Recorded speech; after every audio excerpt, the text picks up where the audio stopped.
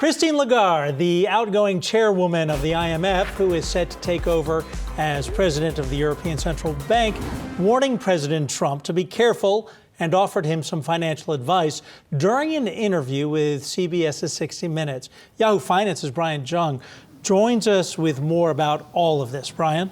Well, Christine Lagarde, the former IMF International Monetary Fund managing director, headed into the European Central Bank as its new leader, telling 60 Minutes yesterday in sort of an exit interview before she starts the new job at the ECB that she's going to call for central bank independence, making a slight dig at President Donald Trump. Here's what she had to say last night.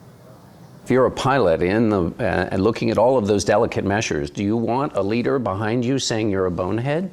A central bank governor does best his job if he is independent. You've met President Trump. Would you talk to him about this and make the case that you've had about independence of central bankers? Absolutely. And what would you say? Market stability should not be the subject of a tweet here, a tweet there. It requires consideration, thinking, quiet and measured and rational decisions. And Christine Lagarde saying later in that interview that she worries that the United States could lose its footing as the leader of the world right now, saying, quote, because it has been a force for good and for those principles that I respect highly, the rule of law, democracy, free market, and consideration for the individual and respect. So Christine Lagarde saying that the world order, as she does get ready to head the ECB, could be set to change. Keep in mind, this is as the globe at large is facing a slowdown. The IMF saying for its part just last week that it expects global GDP growth to only be 3% for 2019, with a slight bounce back not to be led by the leading economies and more so by the emerging market economies in 2020. And part of that slowdown, obviously, the trade war with China. Lagarde warned of the dire consequences of the U.S.-China trade war. The IMF, in its World Economic Outlook report, said the Chinese economy could grow below 6%, 5.8% next year, slower than the forecast for 2019. We want to turn to our panel on this. For many years, Brian,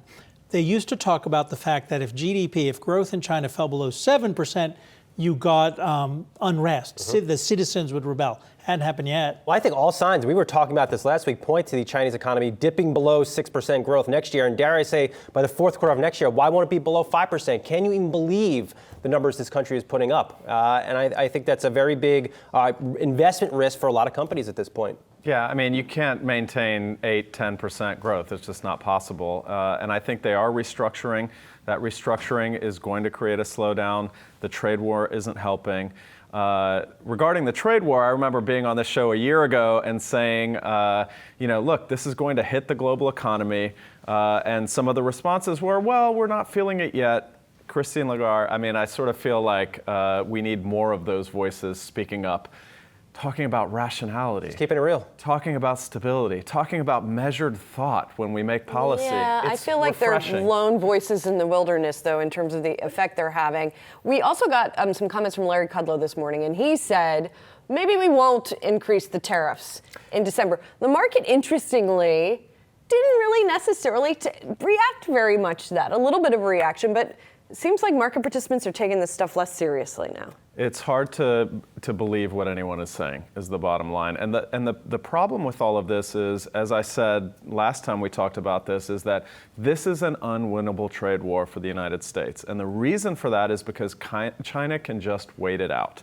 There is not going to be a deal that is beneficial to the United States in any way. The only way to get out of this is with a weak deal that looks like a PR win for the Trump president. May I just challenge you on that, though? Sure, please. When you look at China and the slowdown, China has huge amounts of debt. We get lots of criticism towards the West from Lagarde, but no one seems to criticize the Chinese as they try to switch, you mentioned this, from a debt-based growth model to the consumption-based, more conservative economic model. If they continue to slow down, they face the problem of how do you deal with the debt that they've already incurred to get to where they are now? Well, they're making changes that are designed exactly to deal with that situation. And you're saying who's criticizing China? Great question. Who should be criticizing China? on things like Hong Kong are people who can't criticize China because they need those concessions in a trade war that they started. So I do believe that there are not enough voices in the world able to say things that should be said, primarily because we have created a negotiation situation that was unwinnable from the beginning. Yeah, you got to rely on the manager of the Houston markets. Tweets. All right, thanks. Hey investors, Zach Guzman here. Are you interested in learning more about the markets and getting the latest financial news? Well, then click right here to subscribe to our Yahoo Finance YouTube channel. Get the latest up-to-the-minute market analysis, big interviews in the world of finance, and information on how to manage your money every day wherever you are.